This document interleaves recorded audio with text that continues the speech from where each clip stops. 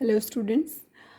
हम पढ़ रहे थे चैप्टर नंबर 10 ग्रेविटेशन, और इसमें हम यूनिवर्सल लॉ ऑफ ग्रेविटेशन क्या होता है इसके बारे में पढ़ चुके थे। आज हम देखते हैं importance of the universal law of gravitation. ये जो लॉ हमने पढ़ा है, आखिर इसकी इम्पोर्टेंस क्या है, आखिर ये यूज़ कहाँ होने वाला है। तो देखो, ये जितने भी फिनोमिना है, कौन कौन से, the force that binds us to the earth, how everything, like literally everything, like this pen force towards earth, क्यों अर्थ की तरफ गिर रहा है, और हम किस तरीके से बाइंड हैं अर्थ के ऊपर। वो जो फोर्स है हमारे और अर्थ के बीच में, और हर एक ऑब्जेक्ट ऑन अर्थ और अर्थ के बीच में, उसको प्रूव किया किसने? यूनिवर्सल ऑफ ग्रेविटेशन ने। The motion of the moon around the sun, around the earth, sorry, moon का जो मोशन है अर्थ के अराउंड, वो उसको किसने एक्सप्लेन किया? इसी ने, यूनिवर्सल ऑफ ग्रेविटेशन ने। The motion of planets around the sun, sun के अराउंड जितने भी प्लैनेट्स हैं उनका मोशन, ये किसने प्रूव किया? यूनिवर्सल ऑफ ग्रेविटेशन ने।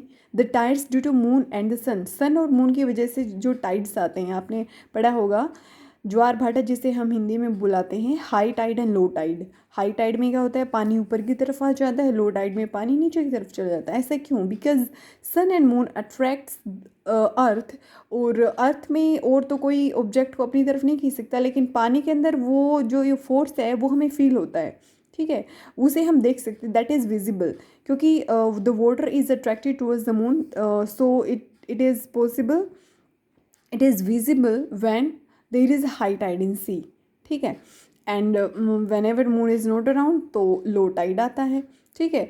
इसके बारे में डिटेल में you will study in geography. Next हम जो देखते हैं वो है हमारा topic free fall. Free fall के बारे में हमने पढ़ा भी है इन लेसन 8 एंड 9।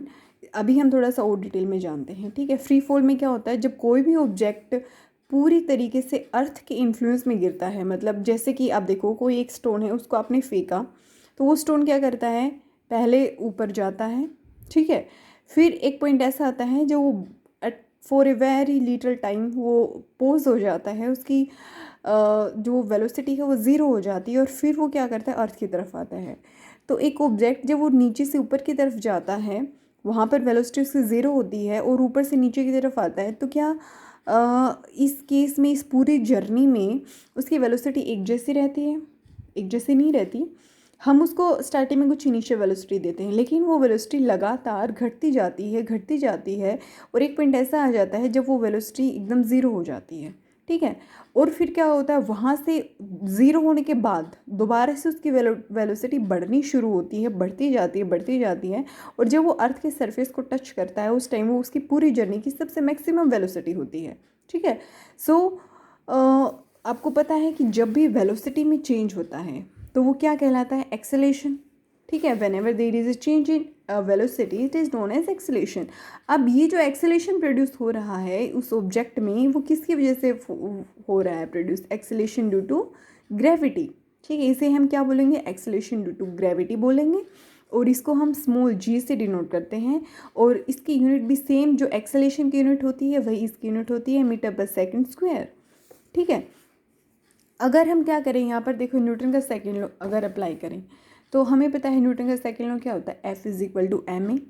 अब यहाँ पर एक्सेलेरेशन कौन सा है? एक्सेलेरेशन ड्यू टू ग्रेविटी, तो हम ए को जी से रिप्लेस कर देंगे, simple, F is equal to M G, क्योंकि फ्री फॉल है, फ्री फॉल में acceleration due to gravity work करता है, क्योंकि अर्थ अपनी तरफ खींचती है चीज़ों को, जी को हम ग्रेविटी से डिनोट करते हैं, ठीक है। ये ग्रेविटेशनल कॉन्स्टेंट होता है, कैपिटल जी, और स्मॉल जी क्या होता है? ग्रेविटी। मैंने आपको पहले भी बताया था, फिजिक्स में कैपिटल और स्मॉल दोनों की रिप्रेजेंटेशन अलग अलग होती है, चाहे वो कोई भी लेटर हो, ठीक है। For example small and capital M are also different, ठीक है। अच्छा, यूनिवर्सल लॉ ऑफ ग्रेविटेशन में हमने क्या पढ़ा था? F is equal to G M M upon D square, right. तो ये क्या कह रहे हैं कि F इसके बराबर है, इक्वेशन 2 कह रही है कि F इसके बराबर है। ऐसा होता है ना, अगर A is equal to B हो और B is equal to C हो, तो हम ऐसा बोल सकते हैं ना कि A किसके भी बराबर होगा? C के भी बराबर होगा, ठीक है। तो यही बात ये कह रहा है, F एम जी के इक्वल है और F G M M upon D square के इक्वल है, तो इसका मतलब ये दोनों भी आपस में क्या होंगे? इक्वल होंगे। अगर ऐसा है तो मैं किसके बारे में जानना चाहती हूँ? मैं तो ग्रेविटी जी के बारे में जानना चाहती हूँ। इस m को उधर भेज देती हूँ, m से m कट जाएगा, क्या आ जाएगा? जी की value G M upon D square. इसका मतलब this is the value of this gravity, gm/d²। देखो इसके अंदर कोई भी रोल नहीं है किस चीज़ का, स्मॉल m का। स्मॉल m क्या था, मास ऑफ एन ऑब्जेक्ट है। कैपिटल M क्या था, mass of earth. g gravitational constant है ही, और d क्या होता है, डिस्टेंस। तो इसका मतलब ये किसके ऊपर डिपेंड नहीं करता है, जो ऑब्जेक्ट का मास है। मतलब जैसे कि चाहे इस पेन का कितना भी मास हो, चाहे नोटबुक का कितना भी मास हो, वो हर ऑब्जेक्ट को अपनी तरफ बिना किसी भेदभाव के क्या करेगा, अट्रैक्ट करेगा, ठीक है, विद द सेम फोर्स। देखो एक स्पेशल केस है, अगर डी की वैल्यू क्या हो जाए, आर हो जाए, मतलब अगर कोई भी ऑब्जेक्ट अगर वो कहाँ रखा हो, आर क्या है, रेडियस ऑफ अर्थ। तो अगर कोई भी ऑब्जेक्ट अर्थ की सरफेस के ऊपर रखा हो या उसके आसपास रखा हो, मतलब हल्का डिस्टेंस हो, तो क्या हो जाएगा, इस डी की वैल्यू क्या हो जाएगी, डी क्या होता है, दो ऑब्जेक्ट के बीच का डिस्टेंस ना, जिनके बीच में, उनके सेंटर के बीच का डिस्टेंस, जिनके बीच में क्या लग रहा है, जिसके अंदर ये फोर्स लग रहा है, ठीक है। अगर ये जो दूरी है, ये दूरी घट के और सिर्फ इतनी ही रह जाए, मतलब जो ऑब्जेक्ट है वो अर्थ के सरफेस के ऊपर ही हो, मतलब ये आर बन जाए, तो क्या होगा, तो देखो क्या होगा, g=gm। इस d की जगह पर मैं r लिख सकती हूँ, r का स्क्वायर हो जाएगा। तो देखो इसका मतलब ये हुआ। अब क्योंकि अर्थ आपको पता चल ही गया होगा अभी तक कि earth is not a pure spherical in shape, वो प्योर स्फेरिकल नहीं है, it is actually elliptical in shape.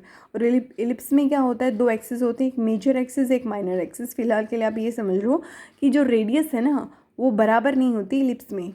ये जो पोल्स होते हैं यहाँ पर रेडियस होती है कम, और ये जो इक्वेटर होती है यहाँ पर रेडियस क्या होती है, ज़्यादा। तो इस केस में क्या होता है, पोल्स हैं, हमें पता है कि इन्वर्सली प्रोपोर्शनल होती है इसके, तो रेडियस पोल्स के ऊपर कम होती है ना, और अगर कम है तो वहाँ पर g की वैल्यू क्या होगी, ज़्यादा, क्योंकि ये क्या है, इन्वर्सली प्रोपोर्शनल है आपस में, ठीक है।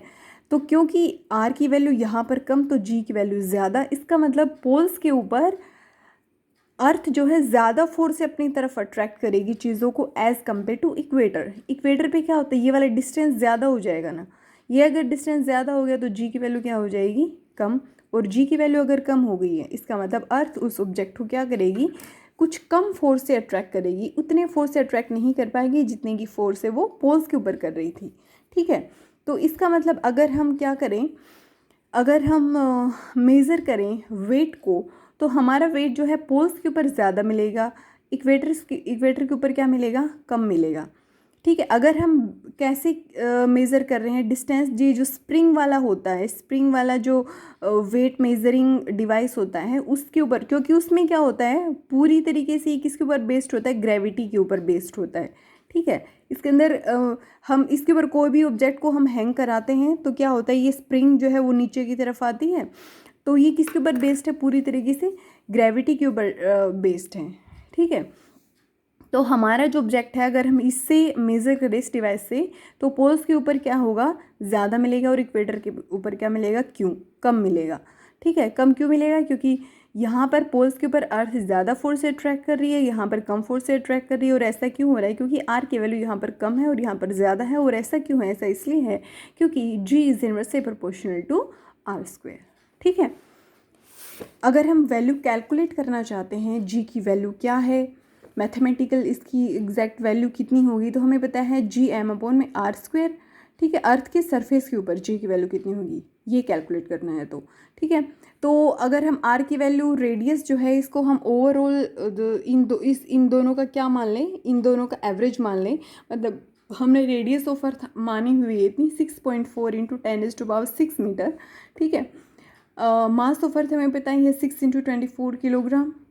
और इस g की वैल्यू, ग्रेविटेशन कांस्टेंट की वैल्यू भी हमें पता है, इन तीनों की वैल्यू पुट कर देंगे यहाँ पर, तो इसकी वैल्यू कितना आएगी, 9.8 मीटर/सेकंड²। तो ये g की वैल्यू है, gravitation acceleration due to gravity की वैल्यू है 9.8 मीटर/सेकंड², ठीक है। इसे हम 9.8 भी लेते हैं, कई बार हम इसको राउंड ऑफ करके 10 भी ले सकते हैं, ठीक है। So that's it for today. अगर आपका कोई क्वेश्चन है तो आप मुझसे पूछ सकते हो। Thank you, have a nice day.